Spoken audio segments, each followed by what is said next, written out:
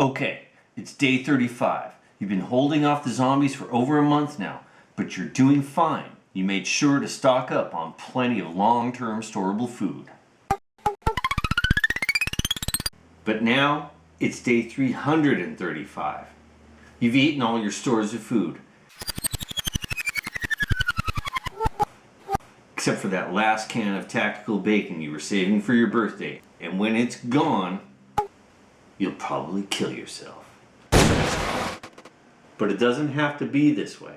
Today, we're going to show you how to avoid this sad ending with a brief overview of time-tested food preservation techniques. Most of these have been around for hundreds, even thousands of years.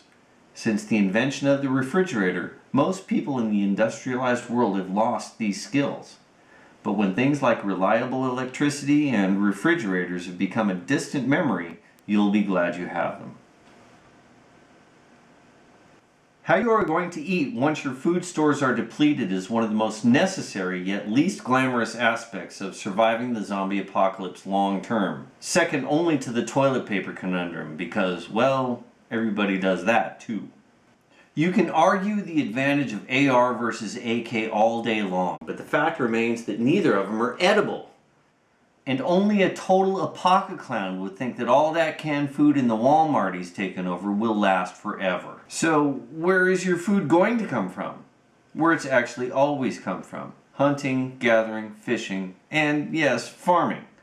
Not really the way you'd picture yourself in the zombie post-apocalyptic world, which was probably something more like this.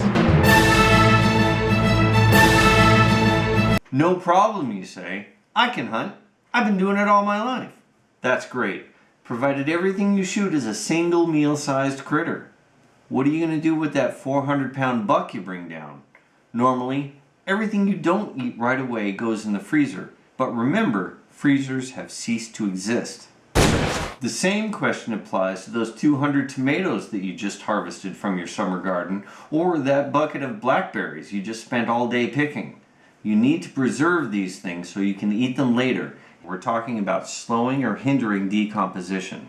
More specifically, controlling enzymes, yeast, bacteria, and fungi through the actions of temperature, dehydration, or acidification. Be advised, this is only an overview. It is not a how-to video. The methods mentioned here require a fair amount of skill and knowledge to be done correctly and safely. Food preservation is something you don't want to screw up.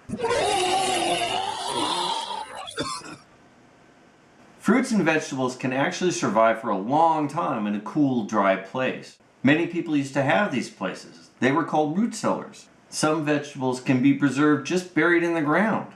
Trench silos or pit silos, essentially dirt or brick bunkers, reinforced to keep out rodents, have been around for centuries. Pretty much any cool, dark, dry place, even a drawer, will extend the life of a vegetable. Important tip. Be gentle with your veggies. Keep the skin intact. Cuts and dents are how bacteria get in. Enzymes, bacteria, yeast, and fungi all need moisture to live and reproduce. So, remove the moisture. Dried foods have a very low rate of spoilage and just about anything can be dehydrated. Assuming you won't be able to plug in an electric unit, consider the sun. People have been doing this forever. There are numerous passive solar food dehydrator designs, some fairly innovative, others pretty basic. These days, smokers are used primarily to enhance the flavor of meat, but originally smoking was used as a way to preserve it. Not only does the low heat remove moisture, but the smoke itself acts like an acidic coating on the surface of the meat, making it inhospitable for bacteria. The same can be said for curing, which at its most basic is simply using salt as a preservative. In modern times, the curing process is used to augment flavor, but it still has the welcome side effect of preserving the food. Food canning has been around for decades, and there are two specific types, depending on what you are trying to preserve. Essentially, it comes down to acidity. High acid foods, those with a pH less than 4.6, can be preserved by simple water bath canning, where the temperature is raised to that of boiling water, 212 degrees Fahrenheit. We're talking primarily fruits and some vegetables. Combined with high acidity, this is enough to kill any molds, yeast, and bacteria that might be in there. You can make pickles, jams, jellies, pie fillings, marmalades, syrup, chutney, relish, salsa, and condiments of all kinds with water bath canning.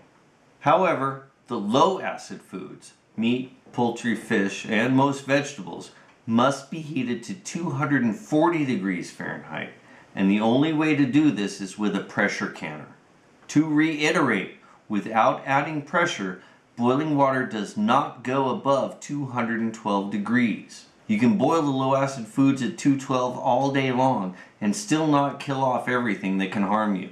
You must use a pressure canner. Important tip. Pressure cookers are not the same as pressure canners. Pressure cookers won't do the job. Now, you might have heard horror stories of people getting blown up by pressure canners back in the day. Well, that did occasionally happen, but it was primarily due to crappy equipment or human error. Modern pressure canners have built-in fail-safes to prevent these accidents from occurring. They don't, however, make a fail-safe for stupidity. So, do your homework before you try this. People have been fermenting food longer than there has been written language. Alcohol, wine, vinegar, olives, bread, and cheese all come from some sort of fermentation.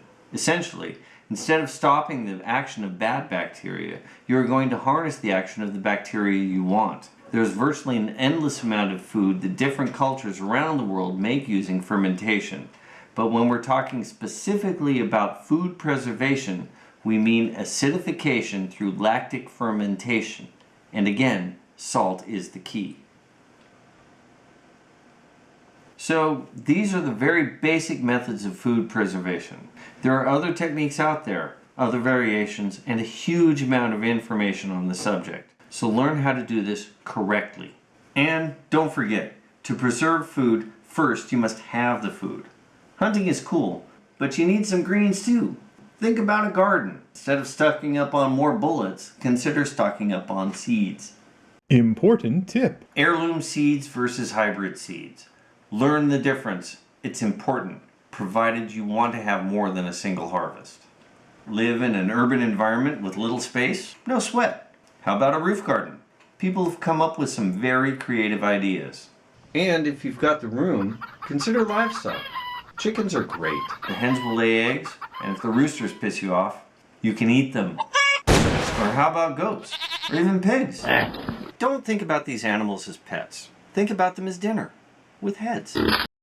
So, go to a homesteading store, buy a book, take a class, and learn about this stuff. Better to do so now, before the internet is gone and all the libraries have been burned to the ground. The truth is, you can only live off the corpse of the old world for so long.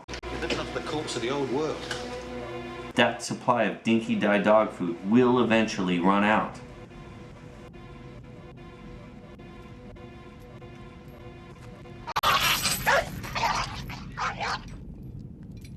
Be ready when it does.